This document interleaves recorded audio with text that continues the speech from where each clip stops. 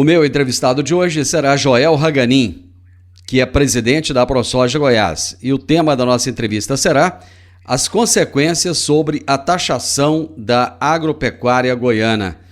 Joel, prazer ter você aqui mais uma vez. Prazer, Divino Ronaldo, para a ProSoja participar novamente do seu programa e dar uma atenção especial aí a todos que dão audiência aí a esse grande programa que traz informações de qualidade aí para todos. Joel, muito obrigado. Antes da gente começar, só lembrar que hoje é o dia do trigo. E o trigo é um dos cereais mais importantes que a gente tem, né? Sim, é um dos mais importantes na alimentação humana e Goiás recentemente vem se destacando aí com excelentes produtividades. A gente espera que o trigo seja um dos protagonistas da agricultura no estado de Goiás. Mais uma opção para o produtor goiano, né? Mais uma missão. Mas, infelizmente, o produtor não tem tantos motivos para comemorar. Vamos começar falando dos altos custos de produção. Parece que nunca teve tão alto como está agora, né, Joel? Sim, né? Nós tivemos aí nos últimos 2 anos uma escalada assim bastante importante nos custos de produção. Nós podemos até dizer de uma maneira simplista que os custos de produção nos últimos 2 anos dobraram, né? E praticamente os preços dos produtos eles se mantiveram no mesmo patamar, né? Isso tem nos preocupado bastante. Qual é o posicionamento da ProSoja diante desses custos? Ela tem buscado se reunir com o Senado, com a Câmara, com aqueles que são responsáveis pelas importações, para que a gente possa tentar, de alguma forma, amenizar esses custos, baixar para o produtor rural? Sim, já no último ano principalmente, nós temos trabalhado bastante em Brasília, junto ao Ministério da Agricultura, buscando que haja, assim, através de ações do Ministério e também ações do Itamaraty, para que se busque alternativas para esses aumentos dos custos de produção, principalmente relacionados aos fertilizantes, né, que foram que impactaram de uma maneira mais significativa. Isso tem funcionado, a gente observa até que há interferência do nosso atual presidente da República em relação a isso, e a gente percebe que, de acordo com o que a gente pede aos produtores que tenham sempre cautela nessas situações assim extremas, né, onde o custo está muito elevado, tenham cautela nas suas negociações, a gente tem observado que os custos têm se acomodado, ou pelo menos pararam de subir nos últimos tempos. E a gente espera, sim, diante dessas dificuldades, a gente consiga aí passar essa safra, e nós temos uma acomodação desse mercado para que a gente não possa vir a ter prejuízos aí na safra. Bom, os preços lá na frente, como é que eles estão? Dá para se ter uma boa noção de que os preços eles irão cobrir esses custos e trarão lucro para o produtor? Olha, a situação atual de hoje, ela depende basicamente de 2 fatores. O custo já está definido, né? Nós temos um custo definido da nossa lavoura, é o maior custo da agricultura aí, de toda a história, né? Um custo bastante elevado, isso é a soma de todos os aumentos de custo que nós tivemos, isso é derivado de vários fatores, da guerra, da própria situação econômica, da escassez desses fertilizantes, da logística, né, do preço dos combustíveis, mas quando a gente joga o custo de produção, que já está definido, e joga a perspectiva de preço que nós temos para a próxima safra, nós estamos bastante preocupados com isso. Por quê? Porque se percebe que essas cotações dos grãos, elas praticamente se mantiveram estáveis, né? Elas não acompanharam esse aumento do custo de produção. E isso indica que, se nós tivermos problemas climáticos ou problemas de safra, de produção, existe uma perspectiva, assim, de as lavouras entrarem em modo prejuízo, vamos dizer assim, porque as margens estão bastante apertadas e a gente sabe que uma atividade de alto risco, as margens apertadas nos deixam bastante apreensivos, e isso tem um reflexo não só para os produtores, mas também como o preço desses alimentos também nos supermercados. Tem muitos novos entrantes na atividade, Joel, e muita gente que já é da atividade há muito tempo, mas que está com a abertura de áreas novas. E isso acaba, de alguma maneira, preocupando também? Essa é uma situação de risco nesse momento, né? Sabe-se que a abertura de áreas tem tem, além do custo normal de manutenção dessa atividade agrícola, tem também o custo e o investimento da abertura de novas áreas, as melhorias de solo, também a alavancagem financeira, né, porque você aumenta também o montante de investimentos para essa atividade, e a gente sempre pede, né, aos produtores que tenham bastante cautela nesse momento, né, que reavaliem as aberturas de área, e identifiquem oportunidades que possam permitir uma redução de custos e se preocupem bastante em não assumir riscos desnecessários. Assim, talvez nós possamos ter aí vamos dizer assim, uma segurança maior de que ao final desse ciclo produtivo a gente não possa ter prejuízo. Nada que está muito ruim não pode piorar, né? Essa semana houve uma reunião com o governador em que ele anunciou uma possível taxação da agropecuária goiana. Você estava naquela reunião, juntamente com o Zé Mário, juntamente com outras autoridades e representantes da atividade goiana ali? Sim, nós estávamos na reunião, nós fomos convidados aí como representantes do setor produtivo, juntamente com a FAEG e outras importantes entidades que fazem a defesa dos interesses dos produtores, e nós tivemos a oportunidade, sim, de participar dessa reunião. Quando você foi convidado para essa reunião, você já sabia o teor o conteúdo da reunião ou vocês foram pegos de surpresa lá? Então, nós sabíamos, sim, até porque essa reunião foi marcada, acho que 1 ou 2 dias de antecedência, e nesse anúncio da reunião já se sabia que um dos assuntos que seriam tratados na reunião seria uma possível implementação de uma contribuição sobre o setor produtivo agropecuário, que nessa reunião acabou se revertendo como, na nossa interpretação, como um imposto mesmo, como um tributo. Eu vi 2 vídeos que estão circulando aí na internet, um do governador em campanha, em que ele disse que não taxaria a atividade, e o outro vídeo da reunião, em que ele está dizendo o oposto, né? Como você analisa isso? Quer dizer, a mesma pessoa falando 2 coisas tão diferentes. Olha, a gente vê isso com muita surpresa, né, e classifica isso como uma tremenda incoerência do nosso governador. Nós temos aí e o governador sempre, ele sempre exalta nos seus discursos toda a sua trajetória política, né, e se orgulha muito, é claro, de sempre ter sido um defensor do agronegócio e saber das dificuldades que a agricultura e a pecuária enfrentam, não só no estado de Goiás, mas como em todo o Brasil. São atividades de alto risco e que precisam ser tratadas de uma maneira diferenciada. E a gente ficou realmente muito surpreso, porque nós vínhamos acompanhando e acompanhamos a trajetória do nosso governador Ronaldo Caiado, desde quando ele estava na Câmara dos Deputados, depois senador. E eu acho que isso refletia, sim, o apoio do setor agropecuário nas diversas campanhas de eleição do nosso governador Caiado, mas nesse momento ele se mostrou bastante incoerente, né? E sob uma justificativa muito frágil, né? Nós sabemos que existem dificuldades na gestão financeira do Estado. Isso não é surpresa para ninguém. Mas quando ele se propõe a tributar o setor produtivo primário, a gente se preocupa bastante, né? A gente vê que isso pode ser bastante nocivo, não só para a cadeia de produção, mas também como para o consumidor final. Joel, a justificativa do governador é que essa tributação seria para recompor as perdas na arrecadação do ICMS. Eu quero trazer um dado aqui que talvez muita gente não saiba. No dia 8 no dia 8 do mês 6 de 2018, o portal do Senado ele trouxe a seguinte matéria.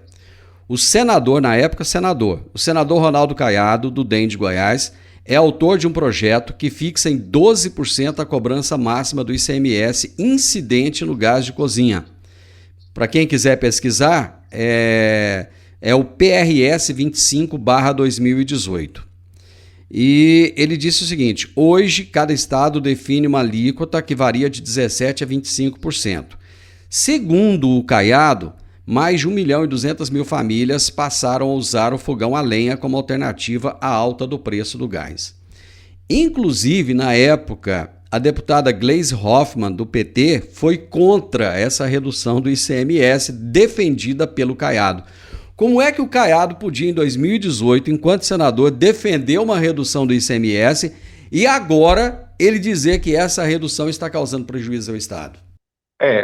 Quando a gente cita essa questão da incoerência, é justamente por esses relatos que agora você acabou de fazer, né? Ele tem a real noção sobre o que está acontecendo, sobre as dificuldades que o Estado vem passando, mas o aumento de tributos, ele traz algumas consequências que talvez nessas reportagens que são feitas, a população em geral não consegue enxergar, né?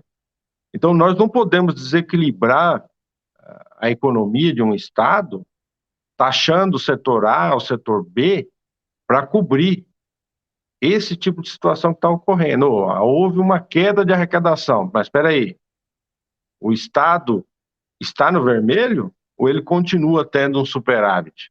São informações totalmente diferentes. O que ele nos mostrou é que houve uma queda da arrecadação, e isso é muito comum, né? O preço dos combustíveis baixou.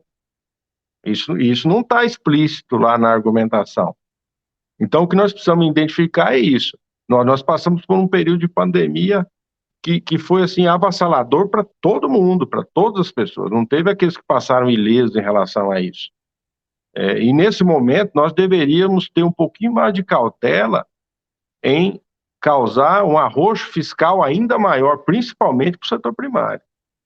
Eu me vejo na situação de imaginar que toda essa carga tributária que vai ser colocada em cima dos alimentos, vai ser em cima da carne, vai ser em cima do feijão, vai ser em cima do arroz, vai ser em cima do trigo, ele vai recair diretamente na gôndola do supermercado. E além de os produtores recolherem a contribuição, ou esse tributo, imposto, o consumidor final também vai pagar a conta. Então você acha que essa ampliação da tributação no setor agropecuário, ela prejudicará a economia do estado de Goiás, ao invés de trazer mais dinheiro para o caixa do governo? Sim, vai prejudicar, porque a gente acredita e tem observado nos últimos anos que essa expansão da agricultura e da pecuária no estado de Goiás, ela acaba impulsionando e oxigenando todos os outros setores. Quando você cria uma taxa, quando você cria um tributo, você desestimula esse setor a continuar crescendo. Automaticamente, a economia como um todo decresce. Isso pode acontecer agora, no primeiro momento, mas pode acontecer o ano que vem, no outro ano, e se tornar imperceptível. Ou seja, nós estamos resolvendo um problema do governador em relação às contas públicas e estamos prejudicando todo o Estado em relação a essa perspectiva de uma desaceleração econômica. E isso é extremamente nocivo e prejudicial. O governador não falou em baixar a despesa, não, nos diversos órgãos que tem, na quantidade, muitas vezes, de assessores que se tem. Nisso ele não tocou, não? Nós esperávamos nesse momento que ele também se colocasse à disposição para continuar trabalhando para enxugar a máquina administrativa, para diminuir a despesa da máquina administrativa. Isso foi ponderado por um dos presidentes do sindicato que estavam presentes lá. E a gente imagina que seria natural que isso ocorresse. Mas, nas palavras do próprio governador, ele disse que isso aí é praticamente impossível de acontecer. A ProSoja se posicionou totalmente contrária a qualquer tipo de tributação sobre o setor agropecuário de Goiás. Vocês chegaram a entregar para o governador alguma outra sugestão de uma alternativa a não ser essa da tributação? Olha, nós estamos trabalhando até assim de uma maneira bastante acelerada para tentar entender o que mais a gente pode propor para que um novo imposto, uma nova taxação possa acontecer sobre o setor produtivo. Nós temos uma situação difícil no momento, porque praticamente nessa reunião nós fomos anunciados, né? Foi feito um anúncio. Então não houve uma discussão com o setor produtivo. A gente até classifica como uma atitude unilateral, e se vier a acontecer vai ser uma atitude impositiva, né? Que vai, é claro, até seria classificado até como antidemocrático, que vai contra os interesses da população, que não quer mais carga tributária, e quando nós dizemos que somos contra a carga tributária sobre o setor primário, nós estamos nos colocando do lado da sociedade, que está cansada e saturada dos impostos. Então, nós não queremos para o setor agropecuário primário, nós não queremos para a indústria, nós não queremos para nenhum cidadão. E eu acredito que todos os cidadãos vão ser impactados se essa nova taxa vier a ser cobrada dos produtores. Quando aquele vídeo da reunião foi divulgado, passou-se a impressão de que as lideranças que estavam ali, incluindo a ProSoja, a FAEG e os demais que estavam representados ali, passou-se a impressão que todos concordavam com a atitude do governador. Tanto é que nos grupos de WhatsApp, por exemplo, houve muito questionamento, muita gente perguntando, mas será que a FAEG está a favor disso? Será que a ProSoja está a favor disso?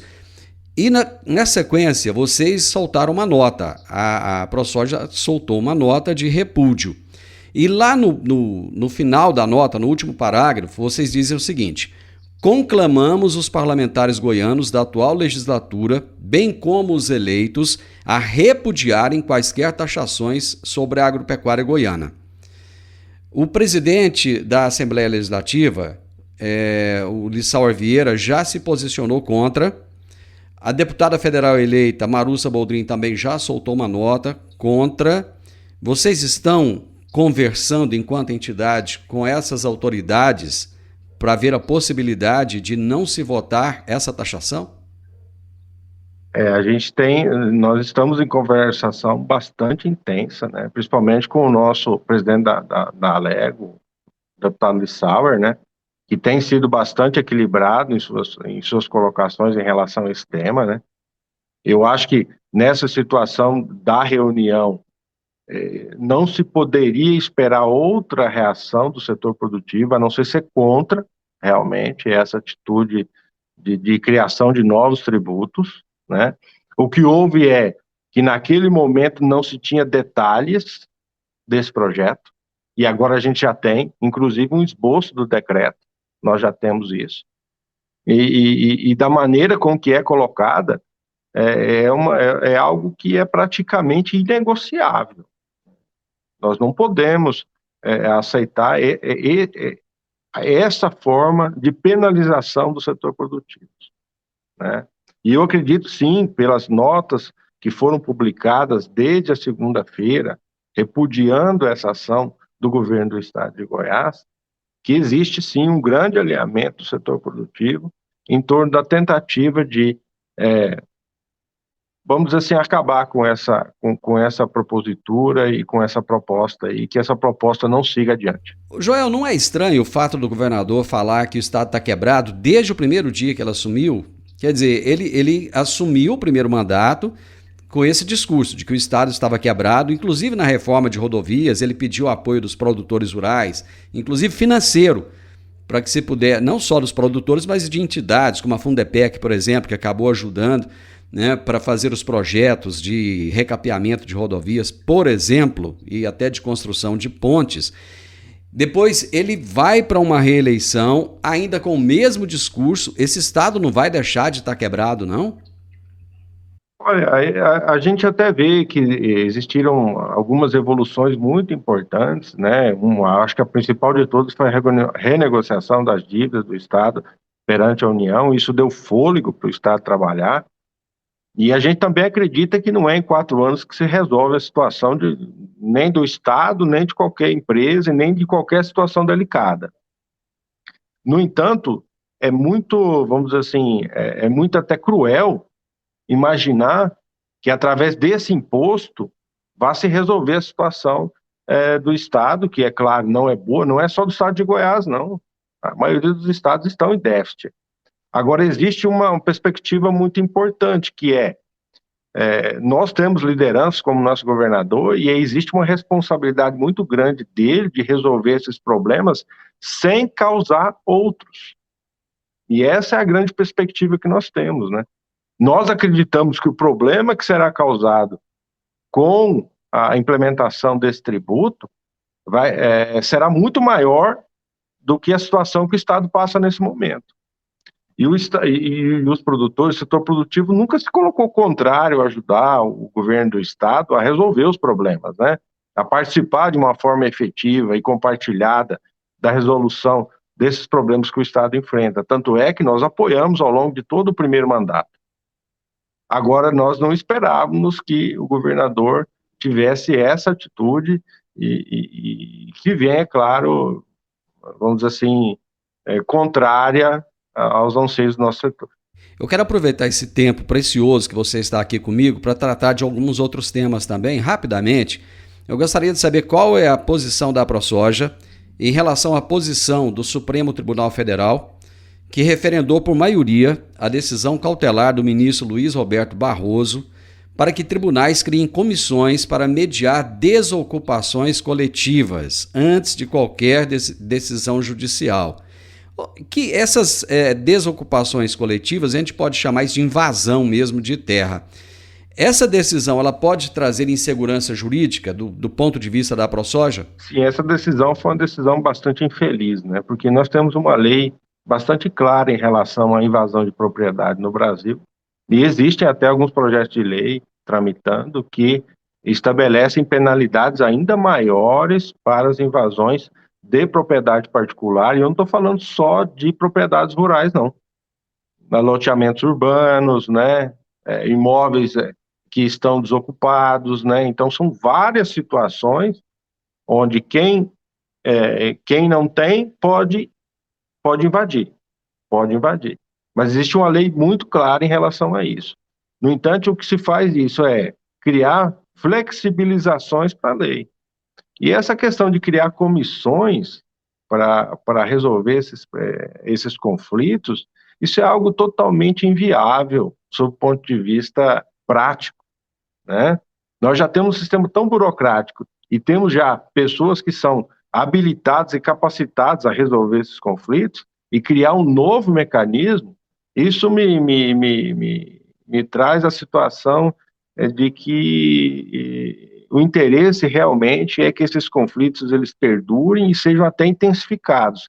E nós, é claro, somos totalmente contra esse tipo de atitude e esperamos que isso seja revertido através desses novos projetos de lei que estão em tramitação na Câmara e no Senado. No último dia 3, um desses movimentos sem terra, não necessariamente o MST, mas um deles, tentou fazer a invasão de uma propriedade no Mato Grosso, chamada Fazenda Canaã.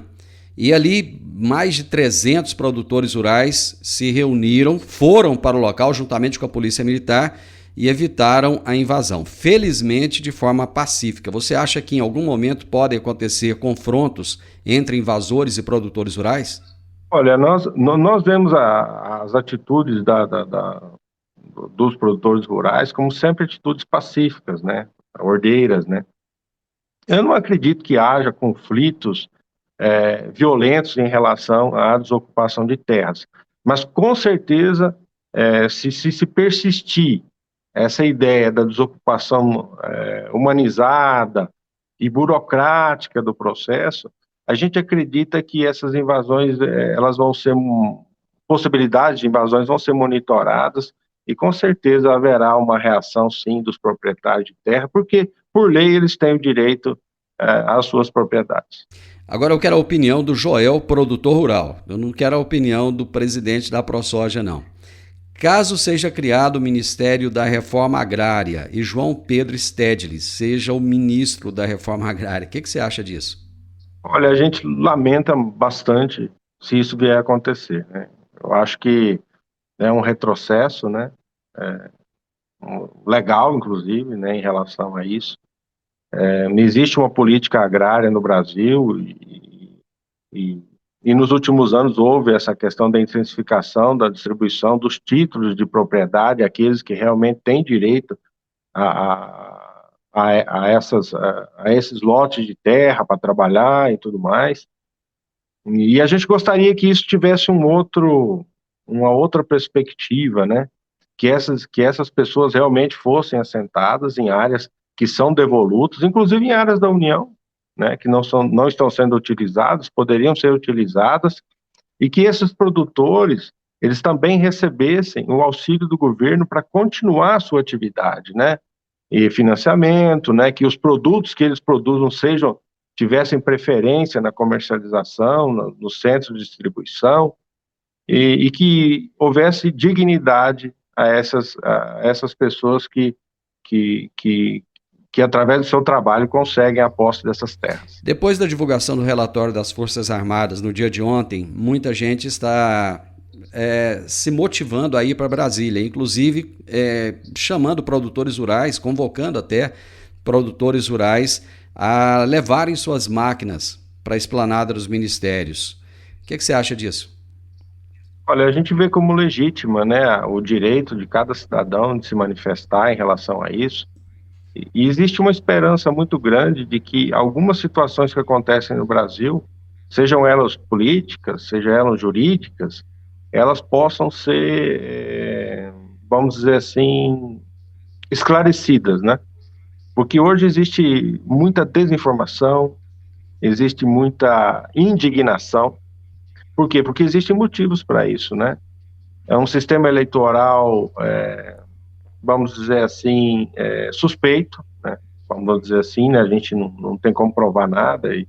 E esse próprio relatório do Exército, ele sugere que existem algumas situações duvidosas que precisam ser melhor esclarecidas, e isso serve até de estímulo, porque essas pessoas, no seu direito de manifestação, continuem se manifestando, né?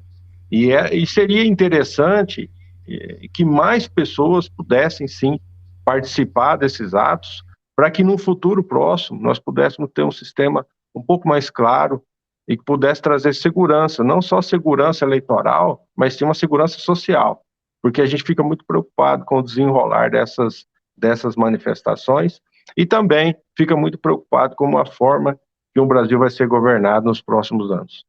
Joel, agradeço imensamente o tempo que você disponibilizou para nós. Muitíssimo obrigado e sucesso aí na condução da ProSoja Goiás. Tá, eu que agradeço a atenção, o espaço, e a gente se põe à disposição de toda a comunidade, de todos os produtores, para sempre trabalhar unidos aí por um bem maior.